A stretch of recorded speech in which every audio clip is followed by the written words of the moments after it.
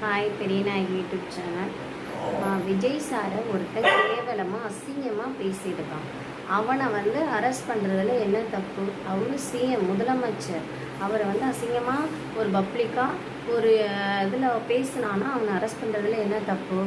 ஒரு மீடியாவில் சொல்கிறாங்க தாவேக்கா பழி வாங்குறாங்க அப்படிங்கிறீங்க.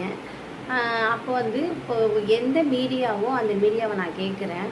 உங்களை ஒருத்தன் உங்களோட சேனலில் நீங்கள் பண்ணுற மீடியாவோ உங்களை கேவலமாக அசிங்கமாக பேசினா நீங்கள் அவனுக்கு மாலை போட்டு வாழ்த்து சொல்லுவீங்களா, இல்லை அவனை செருப்பால் அடித்து மறுபேர் வைப்பீங்களா?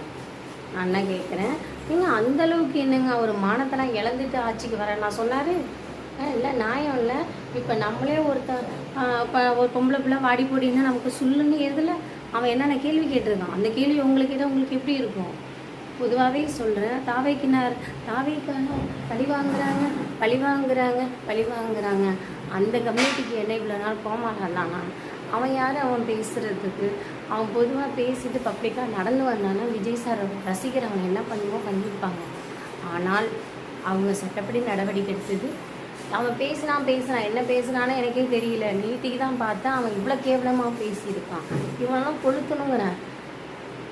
என்ன மீடியானே தெரியல. ஒரு மீடியா நினச்சா ஒருத்தங்களை வளர்த்து விடலாம், ஒருத்தங்களை அழிக்கலாம். நீங்கள் பேசுகிறது நியாயமா? நீங்கள் சொல்லுங்கள், நீங்கள் பேசுகிறது நியாயமா? அவன் அவ்வளோ கேவலமாக பேசியிருக்கான். அப்புறம் சிஎம் சார் இதே ஸ்டாலின் சார் பேசினா அவங்க சும்மா விடுவாங்களா?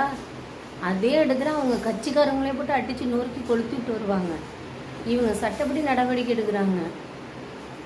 ஆனால் மீடியாவை யாரும் எது கேள்வி கேட்டால் நீங்கள் சும்மா விடுவீங்களா? இப்போ நானே மீடியாவை கேட்குறேன், நீங்கள் என்ன சும்மா விடுவீங்களா?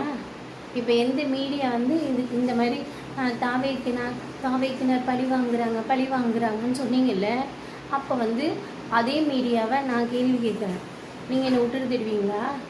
10-15 பேர் மைக்கு நீட்டிட்டு இங்கே வரமாட்டீங்களா? இல்லை உங்களுக்கு முன்னாடி போலீஸ் அனுப்பிட்டு எனக்கு பிரச்சனை பண்ண மாட்டீங்களா?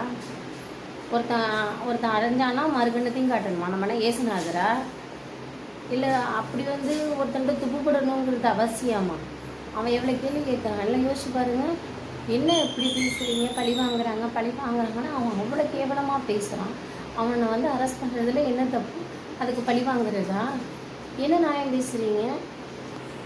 ஐயே பயமாக இருக்குப்பா உலகத்தில். அப்போ என்னென்னா, அப்போ என்ன விஜய் சாரை டார்கெட் பண்ணிகிட்டே இருக்கீங்க. உங்களுக்கு பேட்டி கொடுக்கலன்னா அவரை டார்கெட் பண்ணிக்கிட்டே இருப்பீங்களா? சொல்லுங்கள். பேட்டி கொடுக்குறது தான் அவருக்கு சிஎம் பதவியில் உட்கார்ந்தாரா? மக்களுக்கு நல்லது செய்யணும்னு வந்திருக்காரு. அதை மட்டும் நீங்கள் பாருங்கள். அவங்களுக்கு கீழே உள்ளவங்களாம் உங்களுக்கு பதில்